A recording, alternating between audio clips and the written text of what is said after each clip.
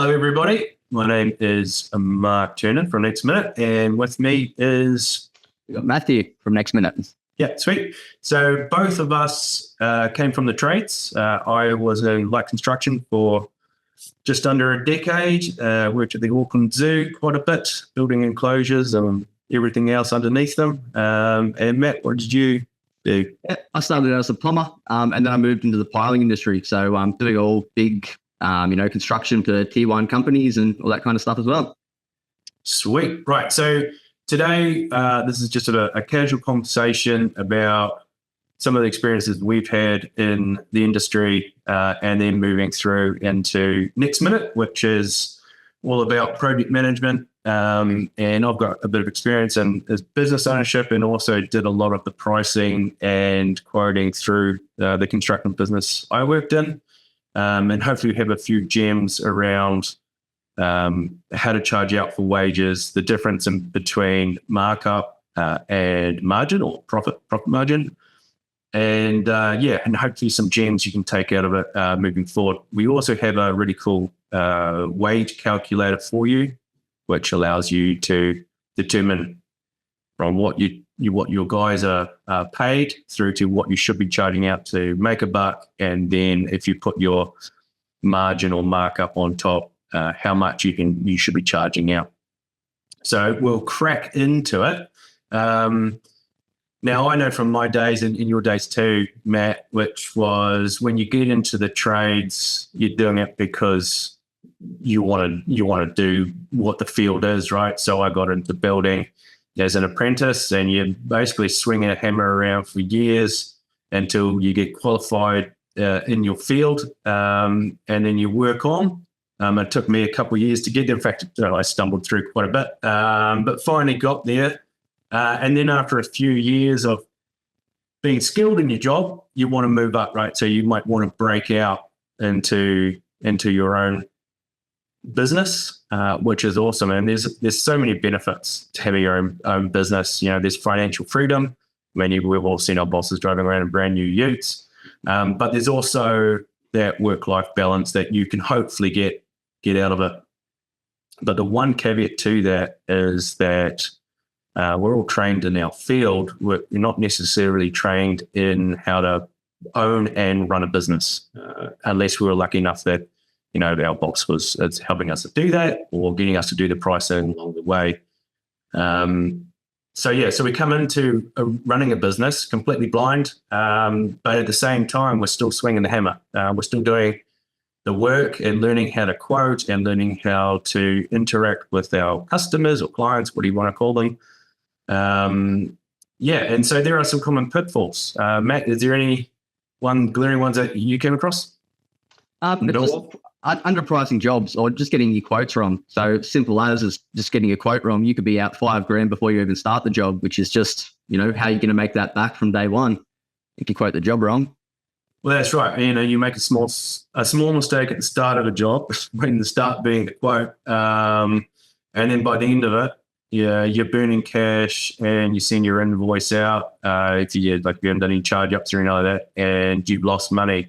I mean, it's hard enough as it is if you go out on your own and you're the only person working in your business. You can, not that you can cover the cost, but everything comes off your dinner table at the end of it. But if you're at the point where you're hiring a crew and you're paying their wages and they're relying on you for, to support themselves and their families, those mistakes at the start, or those at the start of the business or the start of the job, can have massive ramifications down the road, and a lot of that comes down to that pricing aspect, because the pricing and then the revenue that comes out of it all comes back to the most important aspect of, I guess, having especially a trade business, which we're sort of you bill and then you get your money later, and usually when you get your money, you're on the next job, and that's cash flow, right?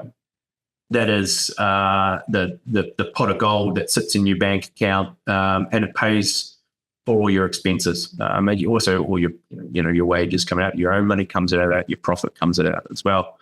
So in terms of financial resilience, it is understanding what that how to get that pot of gold, that cash flow, And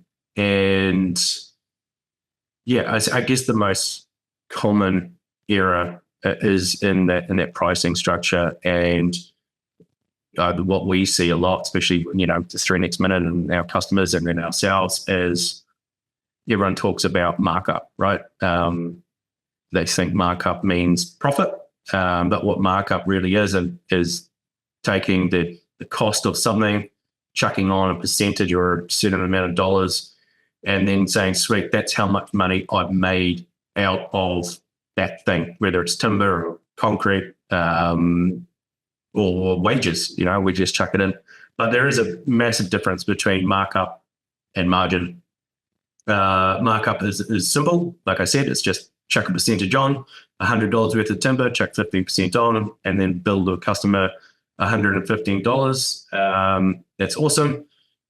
But the actual profit or the margin that you're actually getting out of that at the end of the day is actually more like 33% or 30% because of cost. It is, how much did it cost overall to supply that piece of timber? When you picked it up from down the store, you've had to drive your vehicle. There's petrol, right? There was your time to do it. There's all those other factors that come into it.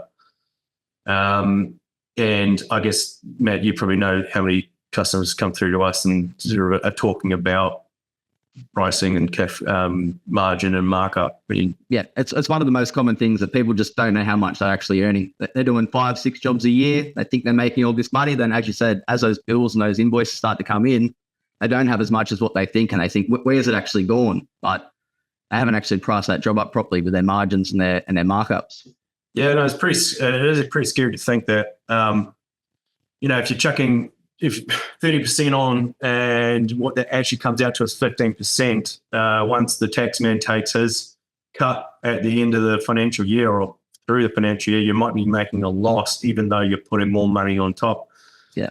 Which is, it's pretty crazy. And I think that's the most common thing, what we see and what we want to do after that first job, owning a business, is you get that first chunk of money that comes in, and what do half of us do? We go out and buy a brand new ute. We drive it around. Some fancy new tools, everything. Matt gets some new tools, show them off.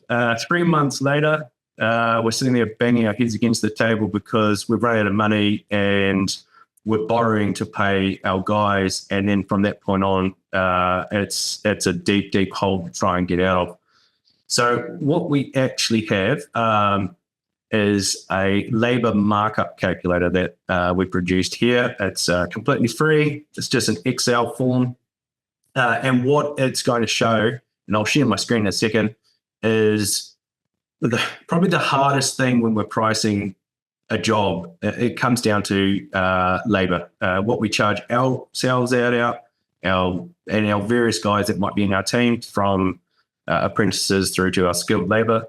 And the reason why is there's so much more to labor in terms of cost than pretty much anything else in our trade business. Everything else that we can go and buy from the store, or including our vehicles, it's one cost plus our markup or margin, and then that's our sale price. But within people, there's so much more to it that we have to consider, from what we pay them as a wage to what we should charge out to our customers. So I'm just going to share my screen, and then Matt, you and I will talk through it. Perfect.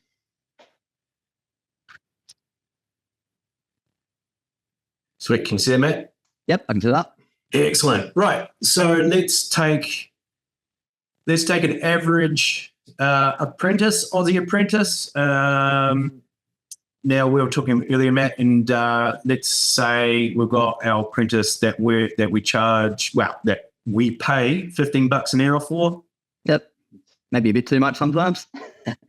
I was going to say that. Although they're probably looking for double. Anyway, so this is the wage that we're paying, excluding all the super and stuff we'll put on top. So we'll get to that in a second. So we've got $15 an hour, and we've got 45 hours a week, so working 9 hours a day in the week. Sounds sweet. 5 days a week. And then we can all, when you get this, you can adjust this for whatever person you want.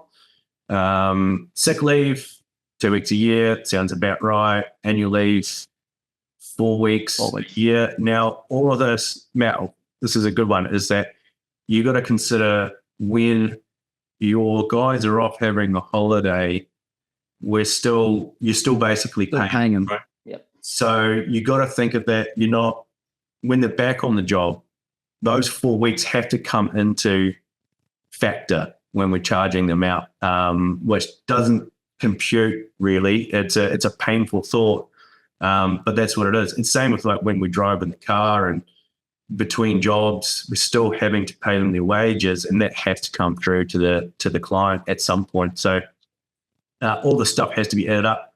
The other thing is, especially on the apprentice side, that's training and discretion. Even though we're only paying them less than we're charging ourselves out, or we pay ourselves, we've got to train them, and not only is it a cost on their wage, but it's also a cost on ours, because when you're training an apprentice, you're actually probably not swinging the hammer as efficient as you would be, or as productive as you would be on the job. Yeah. Now we put in our toolbox allowance, which is cool. We can adjust that as we go. ACC or workers' comp in Aussie, ACC in New Zealand. I've kind of averaged it out. It's a little higher in Kiwiland in construction, but this seems to be about the standard rate in Aussie. 1% for insurance. This is typical business insurance that you'd have, a liability split across all your workers, but it's in there. Super. Apparently that super overnight, that's ridiculously high. No wonder you guys live with luxury when you're older. That's how we get looked after. Yeah. Right. 2 tea breaks, smokos per day. And this is a quite important one. This one you don't think, this is just downtime. So when we do our toolbox sessions in the morning, safety sessions, just buggering around during the day, just non-productive. Looking at plans. Yeah, that's right. There's so much unproductive time. And so in a 9-hour day, 8 to 9 hour day, you will have at least half an hour where you're not being productive. Next one's working hours, week hours per week. So on average, it depends where you live. If you're in a desert, it's going to be less. If you're living in Auckland, it's going to be a lot more. Anyway, and then if you do have any double time, if that's in the contract, whatever the average double time is, right? So this is going to get us our basic cost of sale for our wage. And so on $15 an hour, that little yellow box we've got down here on the left is saying that we need to charge Bob here, we call him Bob, out at 28, nearly $29 an hour, which is double the wage. That is our break even. So if we're not charging Bob out at basically $30 an hour, we're losing money. So that money will be coming out of the business, which means it's coming out of the business owner's pocket, which is pretty scary. Yeah, it's not ideal to have, $15.28 if you're getting that wrong from the start. 40 hours a week, that adds up very quickly to a big number, doesn't it? Yeah, it also means, yeah. So hopefully down near Christmas time, we're not floundering around and out of business. So, and again, so we'll come back to the markup and margin thing. So what we've put in here is how much margin we want to make. And that is taking into consideration all of the other costs and overheads that are in business, which is, rent, vehicles, keeping the lights on, all that other stuff that happens in behind the scenes business. And we can adjust it to say how much money does the business want to make? 30%. I've tracked them here. So if we want to make 30% on our worker, on our working resource, which is a great way of making money in a trade business through your people, we have to charge them out at an extra $10. So that's $40 an hour. So if you want 30%, that's $40 an hour.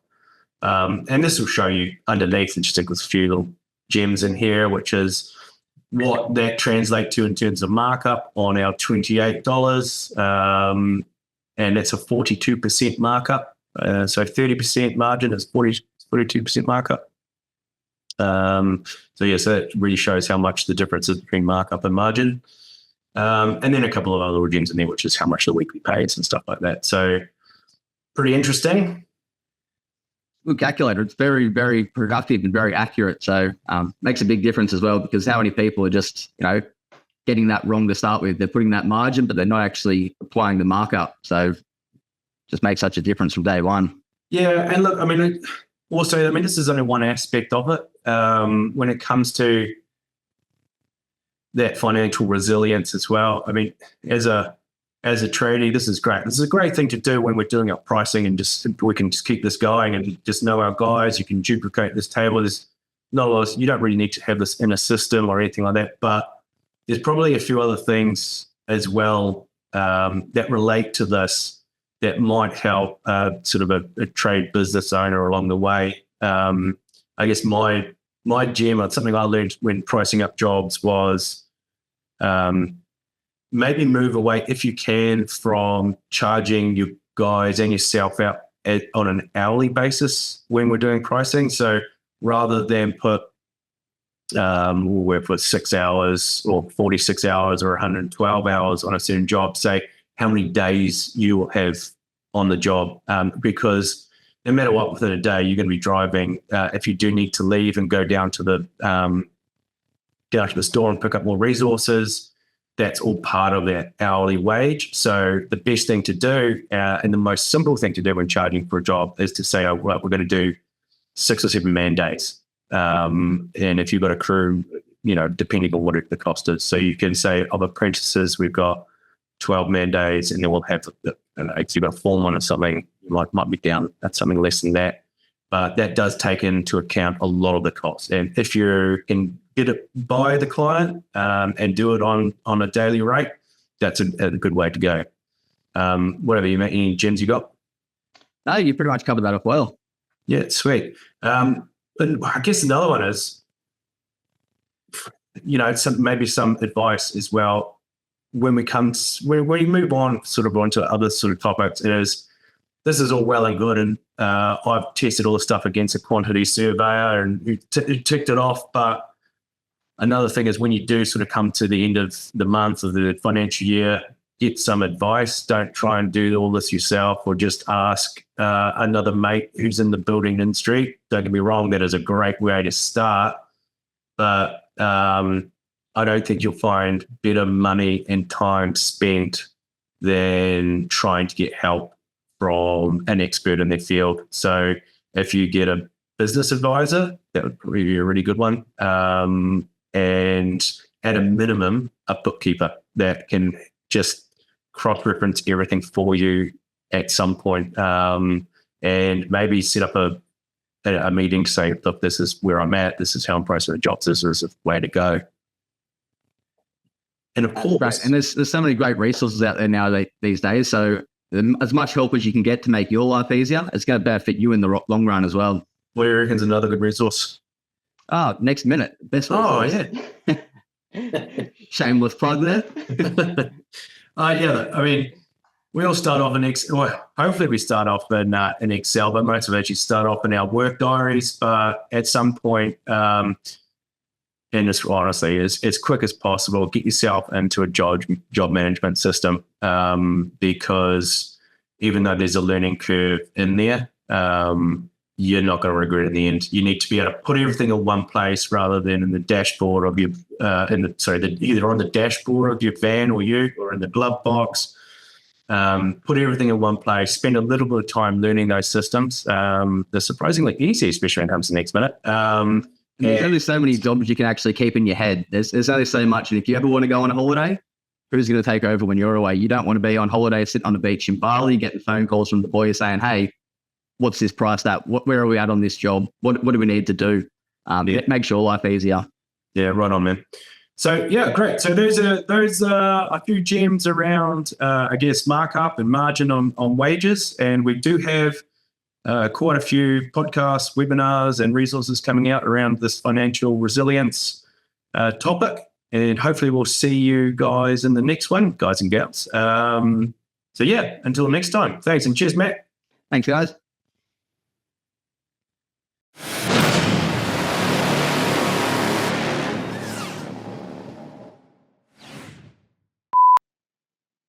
I got up on my screen thing. I got my my little Zoom panel here and I can't bloody find the thing. Oh, there it is.